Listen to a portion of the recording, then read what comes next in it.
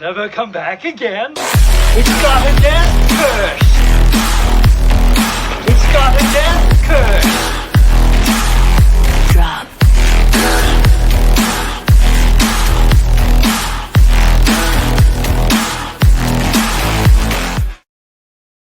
What up? Welcome to the Death Curse Club. I am your host for the evening, Zach Hilton, and I'm always your host because this is my show. This is what I do.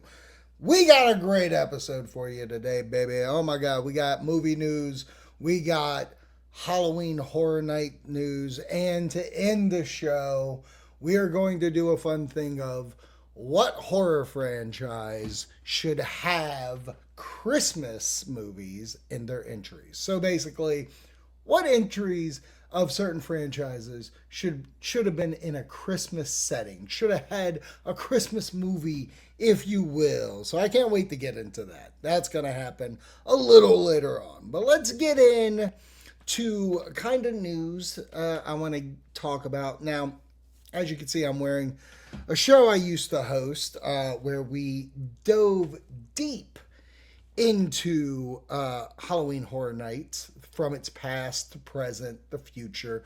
We talked rumors, we talked speculation, we did all these things on the show back then, but that's not what I'm really in the business of right now. That being said, I think there is a very interesting take that I kind of want to get into. I want to pull up this, and I want to pull up this. Halloween Horror Nights right now has a rumor going around that Terrifier could be coming to the event in 2025. Now, I don't have much to go on besides, according to, and this is from Universally Addicted, Florida, according to HHN Insider Legacy, a rumored Terrifier house could be coming to both HHN Orlando and HHN Hollywood next year. Okay, so the reason why I'm bringing this up is every year, Halloween Horror Nights, during this timeline, they have like this speculation season. And this is where everybody brings out all the hype of things that they think are going to be coming, things that should be coming, yada, yada, yada. And the reason why I'm picking this to talk about, because I will cover actual announcements for Halloween Horror Nights on this channel. It is entertainment. It deals with movies. I am going to talk about it. The thing about Terrifier for me, when I'm looking at it, and if you're new to the show or if you've never seen me talk about this movie, I've never seen it. I've watched 15 minutes of Terrifier, and I think I've seen 15 minutes of Terrifier 2. I have not seen 3. I have never been able to finish these movies, and that's on my own. That's like, I don't have hate for the property. I get it. I get why people like it, but I haven't been able to adventure it. Now, 2025, that's going to happen. If this was a house, definitely would happen. But the reason why I want to talk about it is because I think this is a fantastic get. I think through the years, there have been so many iconic characters that have come through HHN, through other owned properties. So like Freddy Krueger, Jason Voorhees, Leatherface, all these properties saw, all of them are iconic characters that we have grown up through. Like Freddy and Jason, Michael Myers, all these characters we have grown up with. Terrifier, Art the Clown, is literally an icon that is in the now. And I think what could be kind of missing is that current state at HHN of something that is just wow. They've been amazing in the past few years with things like Stranger Things, something that is current, but they have really relied on legacy IP like Halloween, Texas Chainsaw Massacre, Poltergeist, all these 80s movies and 70s that I have loved. I've absolutely loved all these franchises from the years past, but we have not had a current icon like Art in a very long time. Like, we've had Trick or Treat, and HHN has had Trick or Treat, but I even think Art the Clown is on now, and I have no shame saying this. I think he's at a different level than Sam. I think Sam from Trick or Treat has become an icon because of things like Halloween Horror Nights and Spirit Halloween, really, you know, showing this cool identity, where Art the Clown, I think, has been encapsulated by the encapsulated, you know, that's a word. He's been captivated by the horror audience, so much so that this third movie, this independent movie, had made as much money as, like, say, a Nightmare on Elm Street movie from the 80s. Now, I know there's different waves of money, especially with, like, you know, money back then was a lot less what it's worth now. Yada, yada. I get it. But in the same breath, though, you're talking about a movie that almost made $100 million at the box office, that cost 20 or less million, made back a profit. Like, that's very impressive, especially for an unrated movie. Like, I have no shame in that game, and I think Terrifier, Art the Clown, coming to HHN is something that the horror fans, especially the specific horror fans at Halloween Horror Nights, needs. Because I love horror IP at the event. I know Floridians, and, like, if you've seen me on my previous show, they really love their original takes. And I get that, because a lot of haunted attractions, theme park haunts, make their original stories to tell, because it's not only fun for the creative at the event to create these things, but it's also saving a lot of money on the event that you don't have to pay for IP. For me, Universal Studios Florida and Hollywood, they got the money. They paved the way for where they're at now, because I think it is wanted by people to be able to go through a Nightmare on Elm Street house, Friday the 13th house. And those IPs currently are in such an entanglement of contracts and lawsuits and who's actually the owner of the rights, you know, the original creator. It's past 25 years, 30 years, whatever, 40 years. They get reverted back to the writer. There's all these things about these past properties where something like Art the Clown, something that's happening now, it's happening now.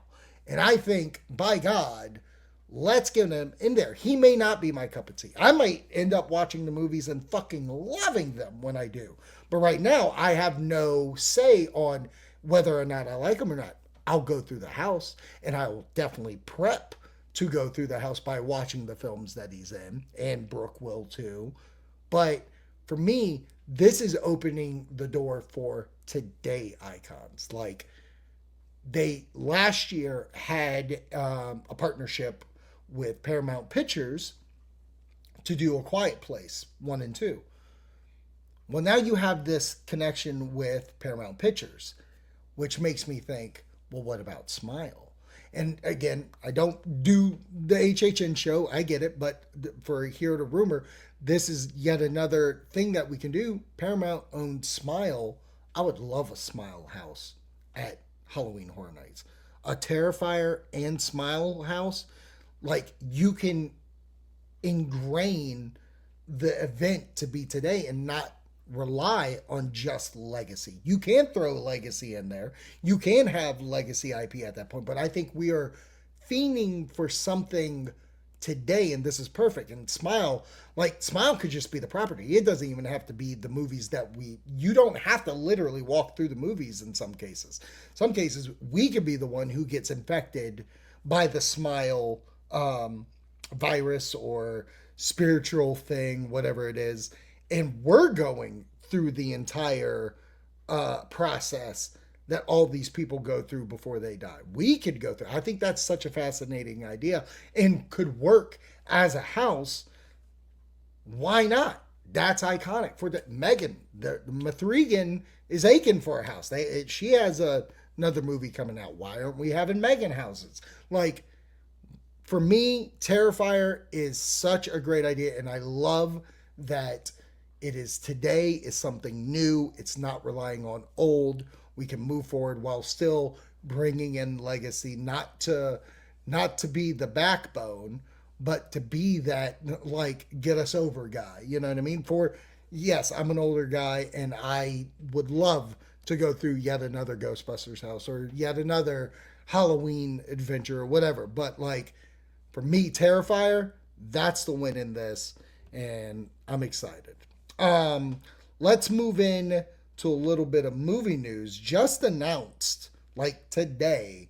I got this from Review It Rob. You should check out his show, the Review It Rob show. I saw him post this, and I'm going to read about it. But Courtney Cox is officially back in the Scream franchise. This is an exclusive with Variety. Sources tell me that the actor will once again play Gale Weathers in the 7th installment of the beloved horror franchise, Scream.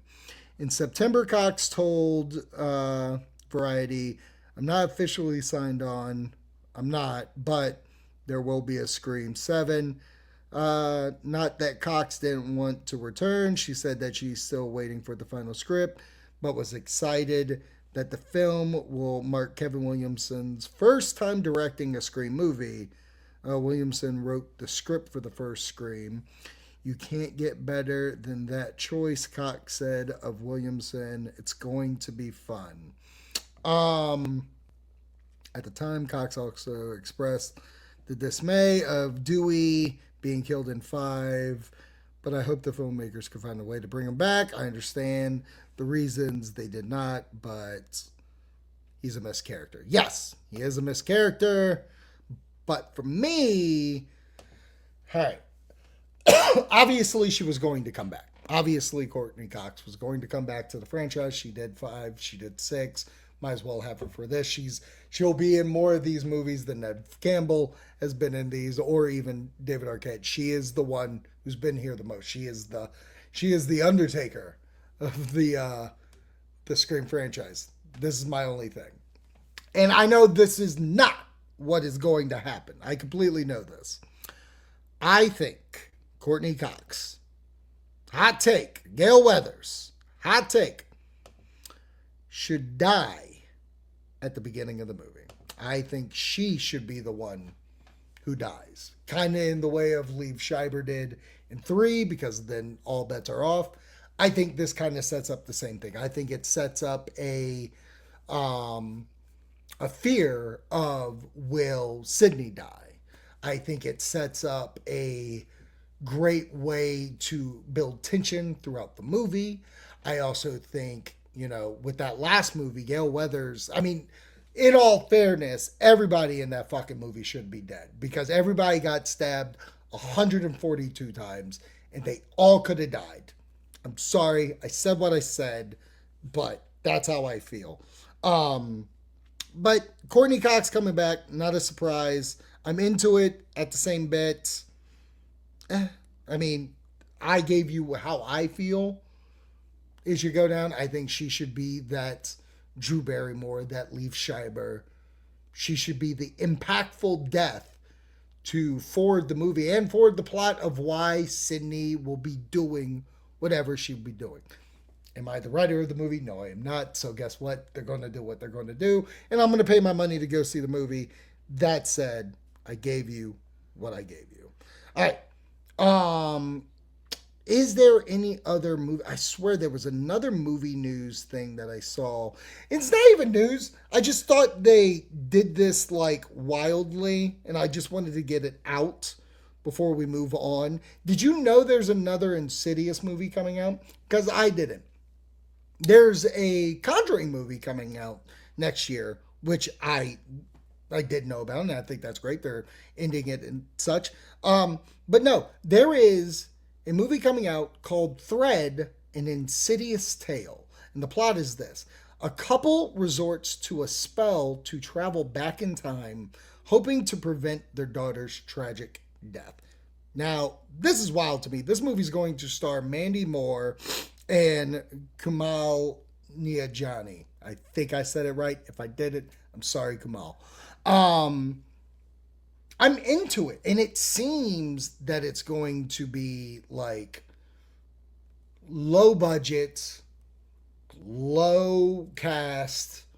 Like the guy who's doing it, he wrote and directed it, Jeremy Slater, which he doesn't have a lot of winning things that I love about his work, but he has written episodes of actually, what the fuck am I talking about? He created the Umbrella Academy, the show, people like that. He wrote Godzilla and Kong New Empire, not a bad movie. He's done some Moon Knight work. Is that the TV show? Yeah, he did the TV show of The Exorcist. He wrote Death Note. So like, he wrote The Lazarus Effect. So like, he's done spooky shit, which could be good. I'm not against it. I think if it's low budget, I think if it's very creepy, I like the idea of the time travel aspect, especially if you've seen me before talk about Insidious. I love the fact that it feels like time has no like you can mess with time or go through time through the further. So if all this is going to be played with, I'm into it. But the fact that I have not heard about this movie outside of me just randomly finding it, that's crazy to me. That is absolute crazy to me. All right. Before we get to our final segment, I want to make sure, hey, why don't you subscribe to this channel? Either on YouTube or both, Spotify, Apple, Amazon. We have video also on Spotify, so you can hear this and you can watch this on Spotify, which I think that's fantastic, and you should do that. So if you're a new member of this, please, thank you. Also, Throw Me Podnet. We're on Facebook. That's where all our shows are going to. Review It Rob shows up there. This is up there. Core Memory Unlocked. We do all kinds of things. Thanks for joining along on this crazy, crazy ride of the Death Curse Club.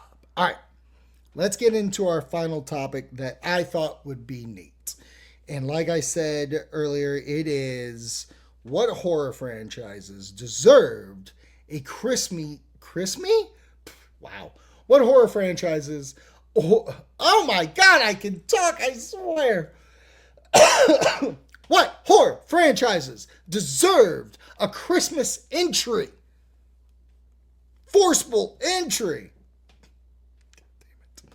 All right, so I have 5.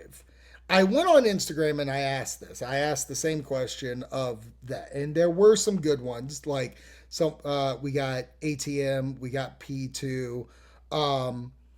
Review It Rob said Chucky has one, so I'll say Friday the 13th, and I'll get back to that later. Friend of the show who's going to be a guest next week, and we're going to talk best serial killer songs from Ice Nine Kills. So from the 2 albums, the Welcome to Horrorwood and Silver Scream, we're going to talk about specifically what are the best psycho killer songs from them. All right, but Joe said Saw with a Scrooged feel. And I love that he said that because I have one that I have similar feeling, like similar style. You'll see. You'll see. Stick with me, God damn it. Let me take a drink. NA beer, baby. NA beer. All right. So out of all those, and I didn't mention the one because I'm giving you the 5 that deserved, and the one that I'm picking is from HHN Fan 22. I think it's it. Yeah, HHN Fan 22, Bernard. I know Bernard. He said Hellraiser. And I absolutely agree with him. My number 5 pick is Hellraiser because the box is so fucked up. Could you imagine someone you hated or whatever, or the film is, about a guy who hates somebody or somebody hates somebody, and they give them a gift, and the gift is the fucking puzzle box. And that's all it is. Starts off Christmas shopping, whatever. It's really just like a Christmas Vacation where they're going to the mall and they're looking, and Clark's just browsing, and he picks up this box that he's going to give to his wife because he couldn't pick out anything and can't see the line, can you, Russ? And then when it's open, all hell breaks loose.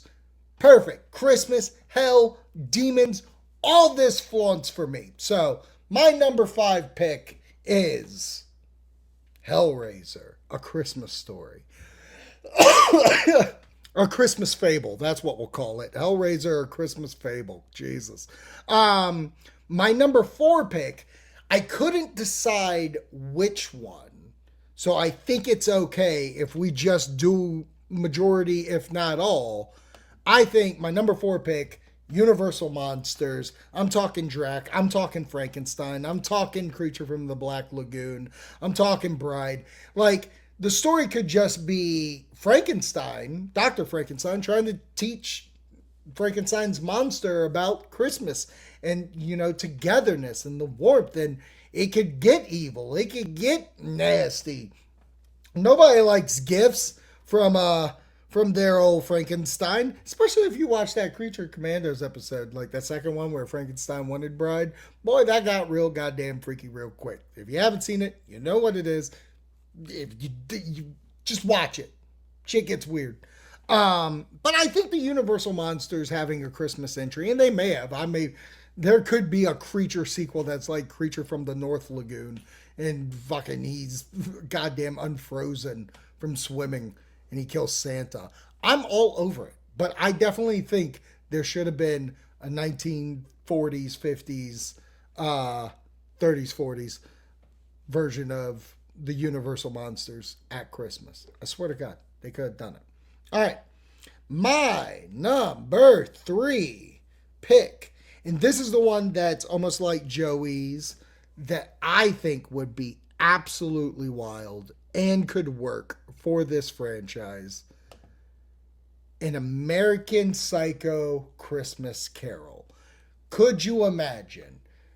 Patrick Bateman finally goes crazy. He does kill all those people. I mean, he's mutilating motherfuckers left and right. He's taking them to Browntown.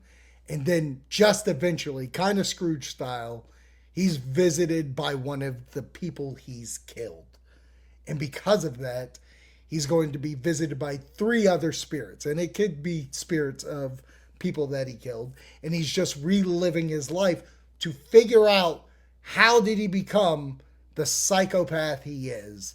And then by the end, does he reform? Does he get that Christmas glee?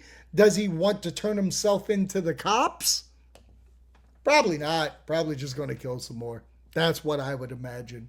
That's what I would imagine Patrick Bateman would do. So that's my number 3 pick. Love it to death. My number 2 pick is... Now hear me out. This could work, and they could still do it, especially if you reboot, if you change things up. I think a fantastic entry in this horror franchise, Scream, could rock and roll with a Christmas-themed movie. Think about it. You could do the Christmas tropes, but not only that, you can do tropes from movies like The Thing, Isolation. They're in a cabin or a big house. You don't go out as like, you know, through Woodsboro like they normally do. What if they are trapped? What if the killer is more silent and like they're trying to figure it out, who done it style, Knives Out-ish, Clue. You know, you use those tropes mixing with the isolation horror movies that have come out. I think that's a wonderful pick for a Scream movie, in my opinion. I think it works. All right, my final and obvious, it was said in that question that I put out there on the Death Curse Club Instagram. Friday the 13th. Now, I know what you're going to say. There's a movie out there, which you can watch on YouTube right now, that's called Never Hike in the Snow. And this is great because this movie... Never Hike Alone was such a hit. It's a fan film done by Vincent DeSanti, who I have interviewed. He's a wonderful man. You can actually watch it on the Throw Me Pod Net's YouTube. It's a great film. And then he even did a snow movie with Jason And I love that, and it works. And the reason why I say do this is because the difference is this is a Christmas movie. Like, we've seen the summer camp, we've seen summer campers, we've done the cabins. Now let's just do that, but we're putting them in Christmas time. Like, someone's got to rent these cabins out during Christmas. And for me, it's like, you could do something simple like teenagers just going to a cabin at Crystal Lake during Christmas time. You can do winter camps, how to survive in the snow type deal. Like, there are people that do those kind of like, okay, I got to see if I can survive in the snow. Well, what if the snow had Jason Voorhees during Christmas? And I think Christmas parties, you can absolutely do this with Jason Voorhees. It would be a killer Christmas time, and I think that would be great. So, those are my 5 picks for horror movies that deserve a Christmas entry in their franchise. Number 5, Universal Monsters. Number 5, Hellraiser. Number 4, Universal Monsters. Number 3, An American Psycho, Christmas Carol. Number 2, Scream for Christmas. And number 1, Friday the 13th, Bloody Christmas. All right, so what say you? What do you think? Do you think you have a movie that you would rather see have a Christmas entry? Is there a horror franchise that I'm forgetting about? Like, we have a lot of good Christmas horror out there, but I want something that, like Terrifier 3 did this year. They made a Christmas entry, and I kind of find that badass. So good for them for doing it. Remember, next week, Joe Leone's going to come on, and we are going to discuss Ice Nine Kills, their best music that just features a psycho killer. They've done a lot. They've done a song that is American Werewolf in London. That does not count. I'm talking Thank God It's Friday. I'm talking Jason's Mom. I'm talking all the songs that deal with psycho serial killers and psycho killers, serial killers, Michael Myers, all that stuff. That's what we're going to talk about. And then in 2 weeks, we have another Dream Fright. We're finally getting back to the Dream Frights, and I don't know if I want to announce it. I'm feeling I could announce it, so I think I'm just going to announce it. We are going to do Ash Williams from The Evil Dead. What if, instead of opening the Necronomicon, what if, instead of doing that, he saw someone die right in front of him, which means he now has said supernatural virus from the world of Smile. What would a film with Ash getting the virus be like? Would it be almost similar? Would it be like the same kind of thing? I don't know.